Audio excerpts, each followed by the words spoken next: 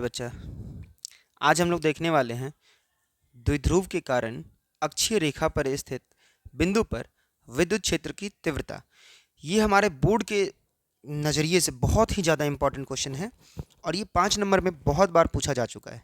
ठीक है, तो यदि आप लॉन्ग क्वेश्चन की तैयारी करना चाहते हैं तो ये क्वेश्चन, ये डेरिवेशन जो है आपके लिए बहुत ही ज़्यादा इंपॉर्टेंट है। तो मेरे साथ बने रहिएगा इस वीडियो में और देखिए कितना आसान है ये डेरिवेशन, जो कि लॉन्ग क्वेश्चन में बिहार बोर्ड पूछता है हमारे एग्जाम में।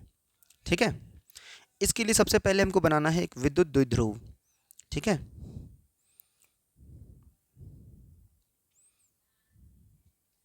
ये रहा हमारा द्विध्रुव।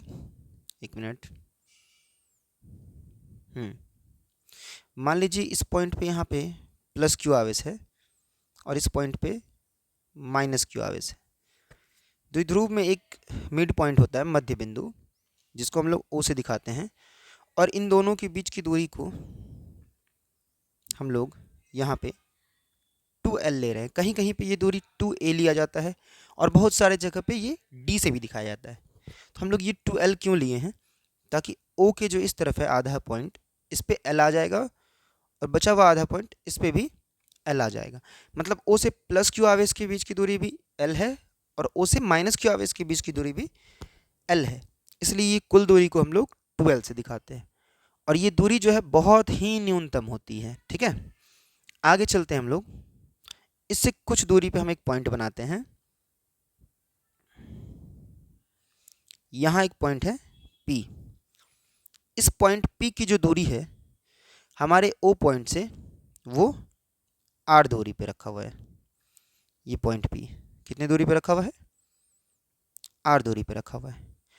अब हमको पता इतना करना है बस, ये P पॉइंट पे जो लगने वाला विद्युत क्षेत्र है उसकी तीव्रता क्या होगी, हमें निकालना है। ठीक है, तो चलिए हम देखते हैं। प्लस क्यू आवेश के कारण जो है, प्लस क्यू आवेश के कारण जो हमारा विद्युत क्षेत्र तीव्रता है वो P पॉइंट से बाहर की ओर लगेगी, है ना। मान लीजिए हम लोग इसको E1 मान लेते हैं और ये माइनस चार्ज के कारण जो है P पॉइंट पे जो तीव्रता लगेगी वो अंदर की ओर लगेगी P पॉइंट से।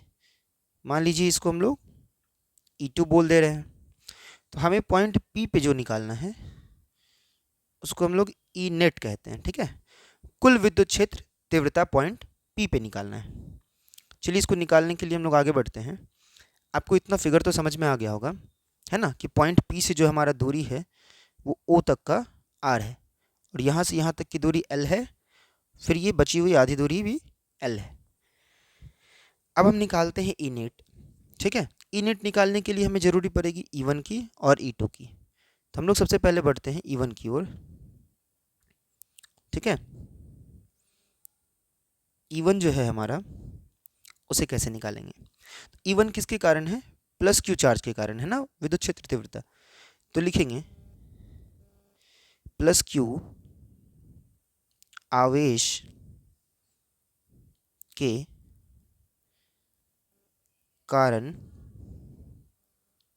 विद्युत क्षेत्र तीव्रता, है ना, E1। अब देखिए E1 निकलेगा कैसे हमारा। E1 के लिए हमें क्या चाहिए? विद्युत क्षेत्र तीव्रता निकालने का फॉर्मूला होता क्या है हमारे पास? फॉर्मूला होता है K इंटू जो आवेश है हमारा, आवेश क्या है? Q, KQ बट्टे R स्क्वायर, है ना। R क्या होता है यहाँ पे? ये वाली दूरी नहीं होती है। R होता है प्लस क्यू आवेश से लेके पॉइंट P तक के बीच की दूरी, जो हमारे क्वेश्चन में एग्जैक्टली नहीं दिया हुआ है। हम जानते हैं कि पॉइंट P से O तक की दूरी हमारे पास R है और ये बची हुई जो दूरी है, ये भी हमने ऊपर बताया था, ये दूरी क्या होती है? L होती है। तो हम जो है प्लस क्यू आवेश से पॉइंट P तक के बीच की दूरी को R प्लस L लेंगे। क्या लेंगे? R plus L। तो फॉर्मूला हमारा बन जाएगा के क्यू, के इंटू क्यू बट्टे R प्लस L का होल स्क्वायर। ठीक है, इसको हम लोग मान लेंगे समीकरण 1, जो हमारे प्लस क्यू आवेश के कारण विद्युत क्षेत्र तीव्रता है। इसी प्रकार से हम निकालेंगे माइनस क्यू आवेश के कारण, माइनस क्यू आवेश के कारण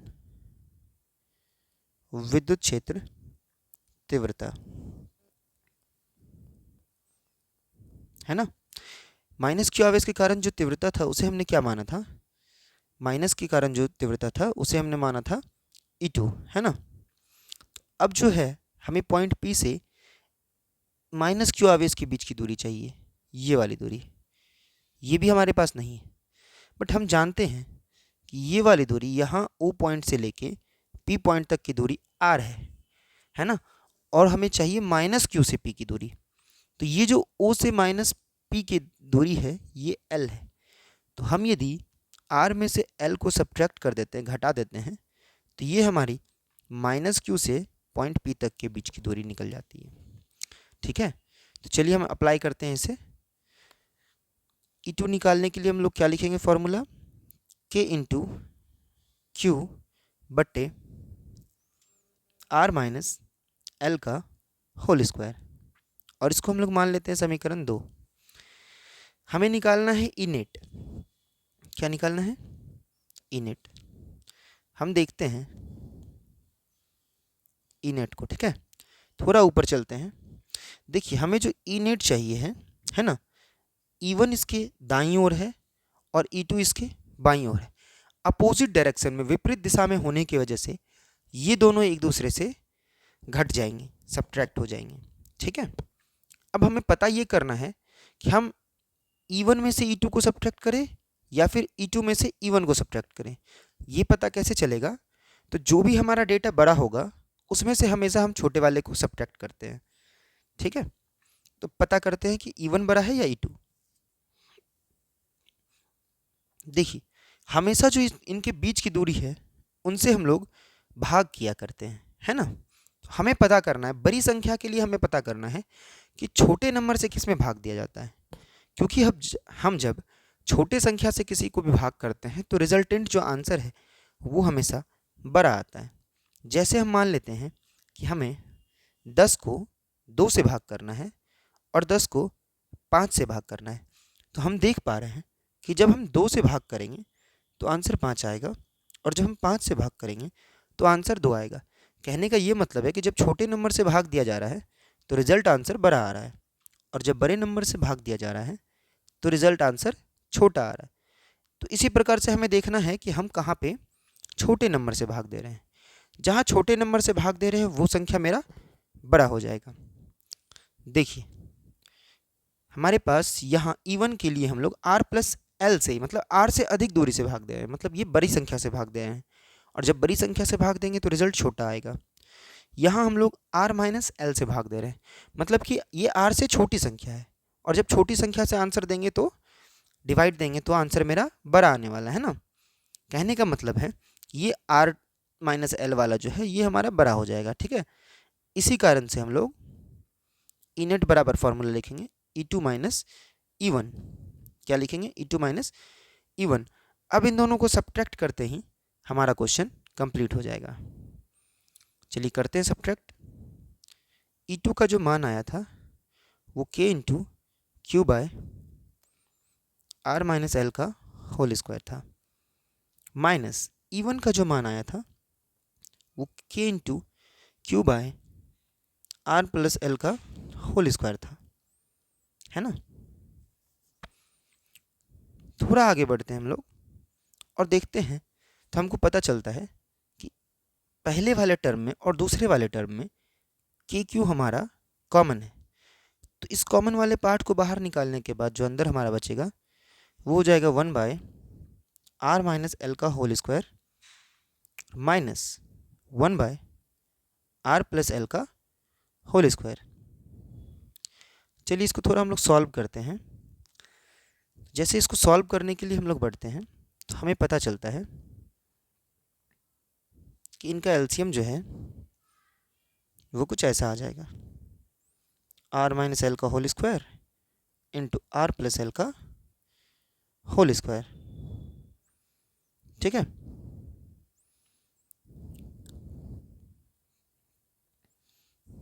देखिए हमने यहाँ पे एलसीएम ले लिया है दोनों का मल्टीप्लाई, क्योंकि ये ऐसी नंबर थी जिनका कि हम एलसीएम डायरेक्टली नहीं ले सकते थे। अब हमें इसे सॉल्व करना, सब्ट्रैक्ट करना, घटाना है। ठीक है, तो देखते हैं हम लोग आर माइनस एल से आर माइनस एल ये वाले टर्म से ये कैंसिल हो जाएगा, तो बच क्या रहा है आर प्लस एल का होल स्क्वायर, है ना। तो हम लोग लिखेंगे ऊपर आर प्लस एल का होल स्क्वायर, फिर माइनस था बीच में, माइनस लगा दिए। अब ध्यान से देखिए, इस वाले से जब डिवाइड देंगे आर प्लस एल के होल स्क्वायर से तो ये कट जाएगा, है ना। और इसके कटने की वजह से यहाँ आ जाएगा ऊपर आर माइनस एल का होल स्क्वायर, ठीक है। चलिए अब हम लोग इसको फर्दर आगे सॉल्व करते हैं, तो हमें दिखेगा k इंटू क्यू, ऊपर जो ये फॉर्मूला बन रहा है इसको सॉल्व करते ही ऊपर आ जाएगा 4RL, आप लोग इसको सॉल्व कर लीजिएगा, और नीचे जो है ये बन जाएगा R square minus L square का होल स्क्वायर, ठीक है। अभी थोड़ी देर पहले हमने पढ़ा था कि हमारा आर जो है वो एल के मुकाबले बहुत ही ज़्यादा बड़ा है, इसीलिए हम लोग एल का जो वैल्यू है डिवीज़न में वो हम लोग लगभग नगण्य मान सकते हैं। यहाँ हम लोग ऐसे लिखते हैं R square is greater than L square so that L square equals to 0। तो यहाँ से हमारा ई नेट का जो फॉर्मूला बनने लगा वो कुछ ऐसा है, के इंटू क्यू अपॉन में, देखिए यहाँ आ जाएगा 4RL, और चूंकि एल स्क्वायर की जगह हमको 0 पुट करना है तो यहाँ बन जाएगा आर स्क्वायर माइनस 0 का होल स्क्वायर। इसको थोड़ा हम लोग और आगे डिटेल में ले जाते हैं तो हमें दिखेगा के इंटू क्यू, है ना, ऊपर बन जाएगा 4RL और नीचे बन जाएगा आर पे पावर 4। यहाँ एक ऊपर आर है और यहाँ नीचे 4R है, 4 में से एक कट जाएगा तो फिर भी हमारे पास 3R और बचते हैं 3Rs। तो ऊपर देखिए हमारा क्या बन जाएगा टोटल, ये हमारे ऊपर का टर्म है और नीचे आ जाता है 4R, नहीं नीचे आ जाता है हमारा R क्यूब, ठीक है। ध्यान से देखिएगा आप लोग, इसमें हमने क्या किया, के क्यू 4L इन सबको एक साथ लिख दिया गया यहाँ पे, ठीक है। इसके आगे हम लोग बढ़ते हैं, थोड़ा सा इसको डिटेल में लिखते हैं। देखिए Q इंटू 4 को हम लोग लिख सकते हैं 2 इंटू 2R, है ना, और नीचे तो R क्यूब है ही। एक सेकंड, यहाँ R नहीं L होगा, ठीक है, यहाँ L होगा। अब ध्यान से देखिए थोड़ा, हम एक फॉर्मूला पढ़े हुए हैं, है ना, विद्युत द्विध्रुव आघूर्ण के लिए P बराबर Q इंटू 2L, है ना, और यहाँ भी हमें दिख रहा है Q और इंटू में 2L। इन दोनों की जगह हम लोग क्या पुट कर सकते हैं, P, सो दैट हमारे ई नेट का फॉर्मूला आ जाएगा K इंटू, यहाँ एक 2 बच जा रहा है ना, तो 2 और ये जो Q इंटू 2L है वो P के बराबर हो जाएगा P बाय नीचे R क्यूब।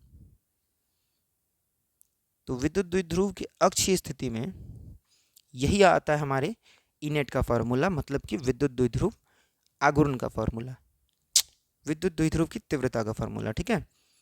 देखिए आराम से आप लोग इसको देखिएगा, इसका PDF जो है आपको इसी वीडियो के डिस्क्रिप्शन में मिल जाएगा, ठीक है। इसको डाउनलोड कीजिए और अच्छे से देखिए कि हम लोग कैसे कैसे अक्षीय स्थिति में किसी बिंदु की दूरी से विद्युत क्षेत्र की तीव्रता को निकाल सकते हैं। ई नेट निकालने के लिए हमारे एग्ज़ाम में 5 नंबर में पूछा जाता है, ध्यान से इसको देखिएगा। चलिए धन्यवाद।